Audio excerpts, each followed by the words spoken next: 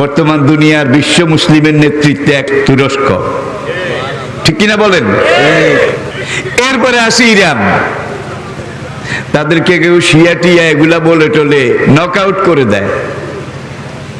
আমরা যে সুন্নি মুসলমান, আমাদের মধ্যে বোধহয় ফাসেক নাই, জালেম নাই, 2 নম্বর নাই, শিয়াগো মধ্যে এটা আছে, এটা থাকবে। যে মক্কাতে নবীজির বাড়ি, সেই মক্কাতেই কিন্তু আবু জাহেলেরও বাড়ি।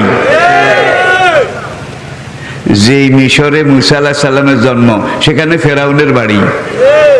তাহলে বুঝা গেল সব যুগে 2টা শক্তি ছিল, একটা নেগেটিভ, একটা পজিটিভ, সব যুগে। এই যুগে বোধহয় নাই। শিয়ারা মুসলমান কিনা? শিয়াদের মধ্যে অনেক দল এবং মত আছে। যেমন যারা সুন্নি মুসলমান, তাদের মধ্যে অনেক দল এবং মত আছে, ঠিক শিয়াদের মধ্যেও আছে। তো শিয়াদের মধ্যে যারা আকীদার দিক থেকে আমাদের বেশি নিকটবর্তী বা আহলে সুন্নাত ওয়াল জামাতে, তাদেরকে বলা হয় যাইদি শিয়া, যারা বেশিরভাগ ইয়েমেনে বসবাস করে। তো তাদেরকে সরাসরি কাফের বলার সুযোগ নাই। সরাসরি কাফের বলার মানদণ্ডটা কি? সরাসরি কাফের বলার মানদণ্ড হচ্ছে সাহাবীদেরকে গালিগালাজ করা, আয়েশা রাদিয়াল্লাহু তাআলা আনহাকে গালিগালাজ করা, ওমর রাদিয়াল্লাহু তাআলা আনহুকে গালিগালাজ করা, আবু বকর রাদিয়াল্লাহু তাআলা আনহুকে গালিগালাজ করা। সাহাবীদেরকে, উম্মাহাতুল মুমিনিনদেরকে গালিগালাজ করলে সে অবশ্যই কাফের। যেমনটা ইসনা আশারিয়া, যারা 12 ইমামে বিশ্বাস করে, এই শিয়ারা সাহাবীদেরকে গালিগালাজ করে।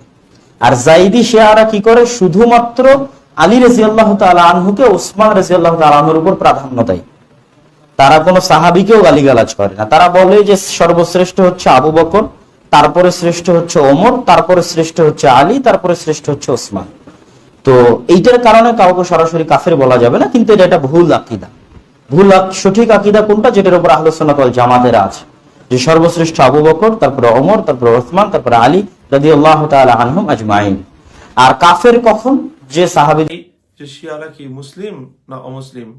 প্রিয় দর্শক, শিয়াদের ব্যাপারে এক কথায় জবাব দেওয়াটা কঠিন, কারণ শিয়াদের মধ্যে অনেক দল উপদল রয়েছে এবং সকল দল এবং উপদলের আকীদা এবং বিশ্বাস অভিন্ন নয়, বরং তাদের মধ্যেও ব্যাপক মত পার্থক্য রয়েছে। সুতরাং সেই মত পার্থক্যগুলো থাকার কারণে শিয়াদের ব্যাপারে সামগ্রিকভাবে তাদের ঈমান এবং আকীদা নিয়ে কোনো বিধান বা কোনো হুকুম বলাটা কঠিন। তবে ফিকহের কিতাবগুলোর মধ্যে, ফতাওয়ার কিতাবগুলোর মধ্যে শিয়াদের ব্যাপারে আলোচনা করতে গিয়ে সরাসরি তাদের নাম না বলে, তাদের কোনো দলের বা কোনো গ্রুপের নামে আখ্যায়িত না করে, মৌলিক কিছু আকীদার ভিত্তিতে তাদের ব্যাপারে আলোচনা করা হয়েছে। এই আকীদাগুলো যদি কারোর মধ্যে থাকে, তাহলে সে কাফের হবে। যেমন 1 নম্বর আকীদা হলো কোরআন বিকৃত হওয়ার আকীদা। অর্থাৎ তাদের অনেকে এমন আকীদা যদি কেউ রাখে যে বর্তমানে যে কোরআন পৃথিবীতে বিদ্যমান রয়েছে, এই কোরআনের কিছু অংশ বিকৃত হয়ে গিয়েছে, কিছু অংশ বিলুপ্ত হয়ে গিয়েছে, আল্লাহর পক্ষ থেকে অবতীর্ণ কোরআনে পাকের কিছু অংশ বিলুপ্ত অথবা বিকৃত হয়ে গিয়েছে, এই আকীদাটি একটি কুফরি আকীদা। দ্বিতীয় হলো, যদি এই কথা বিশ্বাস করে ইমামদের উপর ওয়াহি নাজিল হয় এবং ইমামগণ নবীদের মতোই ইমামদের উপর ঈমান আনা ফরজ, এরকম যদি কেউ বিশ্বাস করে, তাহলে সে ইমামদেরকে নবুয়তের মর্যাদা দিল, অথচ আল্লাহ পাক রব্বুল আলামিন নবুয়তের দুয়ার আখিরি নবী মুহাম্মদুর রাসূলুল্লাহ সাল্লাল্লাহু আলাইহি ওয়াসাল্লামের মাধ্যমে চিরতরে বদ্ধ করে দিয়েছেন। সুতরাং কেউ যদি ইমামকে নবীর মতো মনে করে এবং যদি মনে করে যে কোনো ইমামের উপর আসমান থেকে আল্লাহর পক্ষ থেকে ওয়াহি নাজিল হয়, এমনটি বিশ্বাস করলে তাহলে এটিও আরেকটি কুফরি আকীদা। ঠিক তদ্রূপ কোন কেউ যদি হযরত আয়েশা রাদিয়াল্লাহু তাআলা আনহাকে ব্যভিচারী মনে করে, নাউযুবিল্লাহি মিন যালিক, তাহলে এটিও এমন একটি আকীদা যেটি কুফরি আকীদা। কেননা আয়েশা রাদিয়াল্লাহু তাআলা আনহার চরিত্রের পবিত্রতা পবিত্র কোরআনে পাকের মাধ্যমে আল্লাহ পাক রব্বুল আলামিন বর্ণনা করে দিয়েছেন। সুতরাং যেই ঘটনার প্রেক্ষিতে হযরত আয়েশা রাদিয়াল্লাহু তাআলা আনহার উপর মুনাফিকরা অপবাদ আরোপ করেছিল, তাদের সেই অপবাদের জবাব আল্লাহ পাক রব্বুল আলামিন কোরআনের আয়াত অবতীর্ণ করার মাধ্যমে দিয়েছেন। সুতরাং এই বিশ্বাসও এটি কোরআনকে অস্বীকার করার নামান্তর এবং এটিও কুফরি আকীদা। এছাড়া তারা আরো অনেক আকীদা রেখে থাকে শিয়াদের বিভিন্ন দল উপদলের মধ্যে। যেমন তারা বিভিন্ন সাহাবীদের ব্যাপারে তার অনেক আপত্তি আছে, অনেক অভিযোগ রয়েছে এবং অনেক এমন বিশ্বাস তারা স্থাপন করে বিভিন্ন সাহাবীদের সম্পর্কে যেগুলো কোনো মুমিনের পক্ষে করা সম্ভব নয়। সুতরাং আসলে মূলত শিয়াদের ব্যাপারে তাদের ঈমান এবং আকীদা নিয়ে তারা মুসলিম না অমুসলিম, তারা কাফের না ঈমানদার, এই প্রশ্নটির জবাব নির্ভর করে সে যদি কোনো শিয়া ব্যক্তি তার আকীদা কি, যদি সে কোনো কুফরি আকীদা পোষণ করে তাহলে নিঃসন্দেহে সে কাফের। যে সকল আকীদাগুলোর কথা আমি বললাম সেই আকীদাগুলো কোনো শিয়ারা কি অমুসলিম? অমুসলিম হলে তাদের হজ করতে দেওয়া হয় কেন? ইসলাম আহলুস সুন্নাতুল জামা এবং বেদাতীদের পার্থক্য হলো এখানে। আহলুস সুন্নাতুল জামা মুসলমানদের কাউকে কাফের বলে না, বলে এরা গোমরা, এরা ভুলে পথে আছে, কিন্তু মুসলমান। তারা বলে এই কথাটা, তারা বলে সাহাবীদেরকে গালি দেওয়া গোমরা, বা আবু বকরের গালি দেওয়া কুফুরি, অথবা কোরআন বিকৃত, এই কথা কাজের কথা বলেন, এই কথা বললে সে কাফের হবে। শিয়ারা সব কাফের এটা বলা হয় না। তবে শিয়াদের ভিতরে এমন এমন কিছু বিষয় আছে যেগুলো খুবই কঠিন। তবে এখানে বলে রাখি, শিয়ারা কিন্তু বিশ্বাস করে সব সুন্নি কাফের। শিয়ার অংশ বলে তোমরা আমাদের, শিয়াদের একই যে লা ইলাহা ইল্লাল্লাহু মুহাম্মাদুর রাসূলুল্লাহ আলী হুজ্জাতুল্লাহ, এই তিনটে বিশ্বাস না করা পর্যন্ত কেউ মুসলমান হবে না। এই জন্য শিয়া বিশ্বাসে কোনো মুসলমানই মুসলমান না। এই জন্যই কোথাও পাবেন না যে সুন্নিরা যে শিয়াদেরকে বলছে ভাই সুন্নি হয়, এরকম পাবেন না। কিন্তু শিয়ারা কিন্তু রাত দিন দাওয়াত দিয়ে বেড়াচ্ছে সুন্নিদেরকে শিয়া, কারণ তাদের মধ্যে সুন্নিরা মুসলমানই না, ইল্লা মাশা আল্লাহ, কেউ ভিন্ন থাকে। শিয়ারা কি মুসলিম না কাফের? শিয়ারা মুসলিম নয়। শিয়া কাদিয়ানি তারা অমুসলিম, মুসলিম নয় তারা। শিয়াদের সাথে ভাগ ও কুরবানি প্রশ্নই আসে না, কি বলো তো? আর শিয়া হলো সেই সমস্ত মানুষেরা যারা আল্লাহকে মানে, নবী সাল্লাল্লাহু আলাইহি সাল্লামের নবুয়তকেও মানে, যদিও তাদের একটা গ্রুপ নবী সাল্লাল্লাহু আলাইহি সাল্লামের নবুয়ত নিয়েও সন্দেহ করে।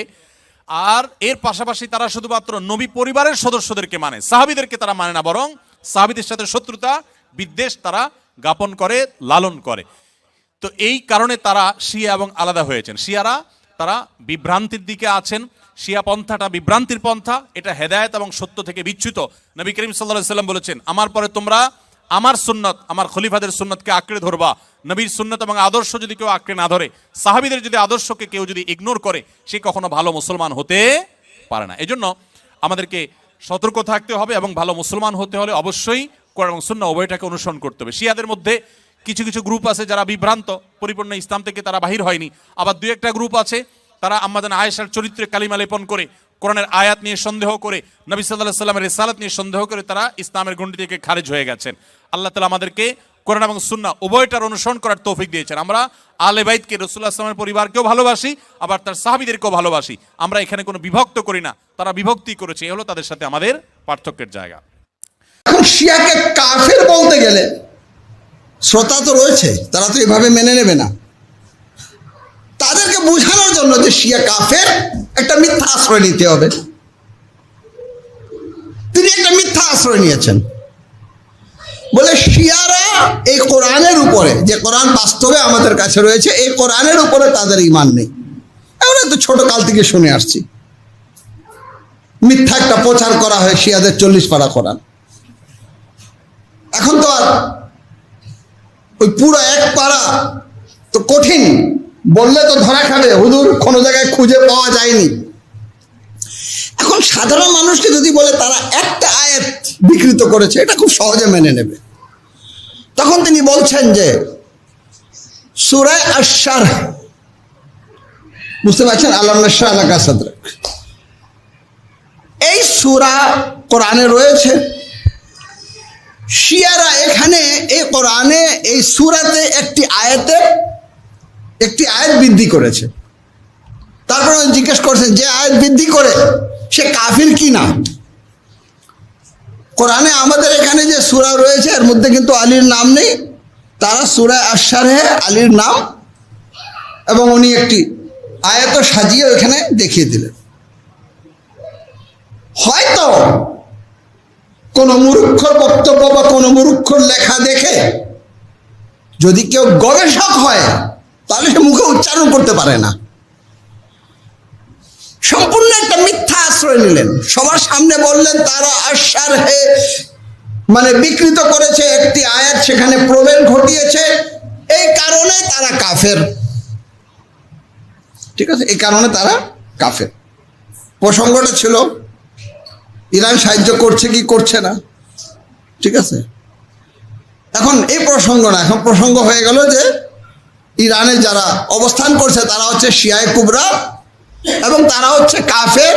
কাফের হওয়ার কারণ আশারহের একটি আয়াত। আমি এই ব্যক্তিকে বলবো, অনেক বড় বক্তা হতে পারেন, কিন্তু এই কথা বলে আপনি আপনার মূর্খতার পরিচয় দিয়েছেন।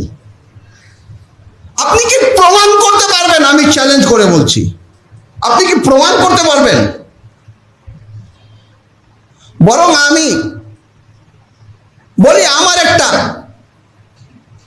প্রবন্ধ সংকলন একটি বই প্রকাশিত হয়েছে, বিভিন্ন প্রবন্ধগুলা পত্রিকায় দেওয়া হয়েছিল ফজরে, পরে আমাদের একবাল ভাই কষ্ট করে সেগুলাকে একটি বই আকারে, ওর মধ্যে কিন্তু তাহরিফে কোরআন নিয়ে আমার একটা আর্টিকেল রয়েছে, যেখানে আমি প্রমাণ করেছি যতগুলা কোরআন বিকৃত হওয়া তাহরিফ হওয়ার হাদিসগুলা রয়েছে এগুলো সবকটা আহলে সুন্নাত ওয়াল জামাতের কিতাবে রয়েছে।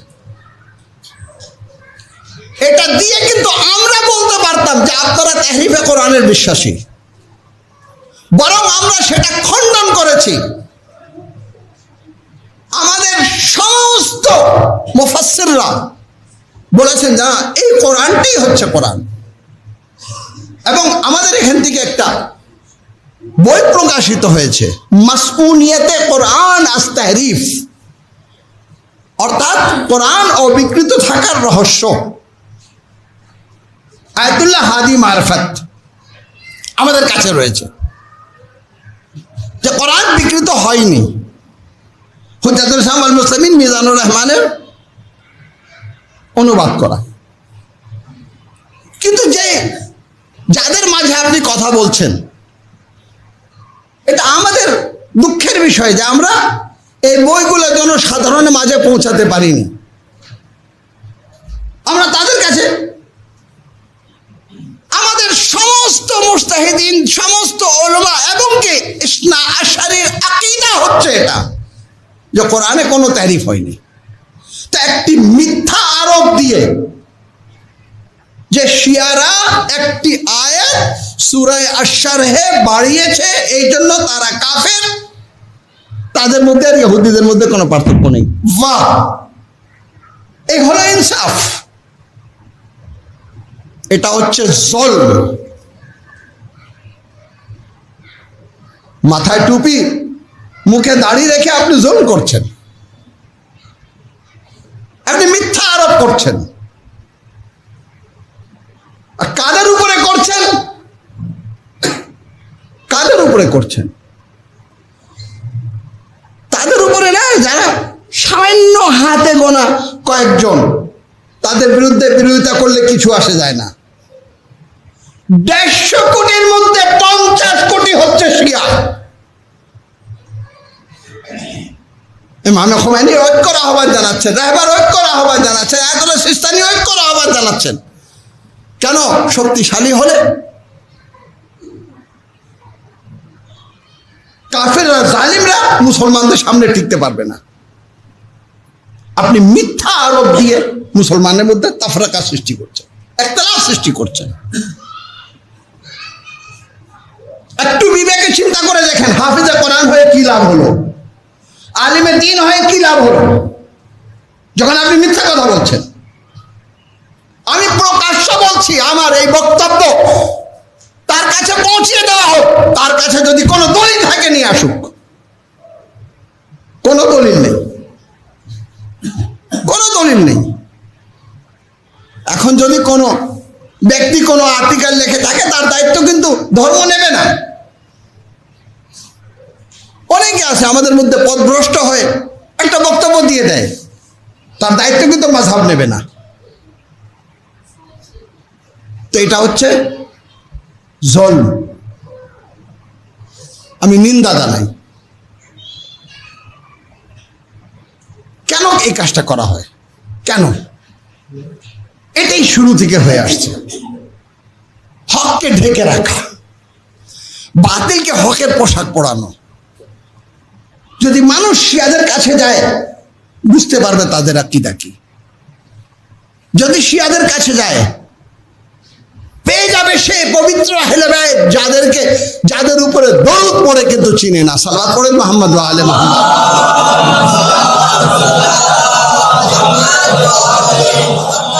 তাদের কাছে গেলে চিনতে পারবে আলী ইবনে আবি তালিব কে ছিলেন। তাদের কাছে গেলে চিনতে পারবেন হাসান মুস্তাফা কে ছিলেন। তাদের কাছে গেলে চিনতে পারবেন যে ইমামে হুসাইন আলাইহিস সালাতু ওয়াস সালাম কে ছিলেন।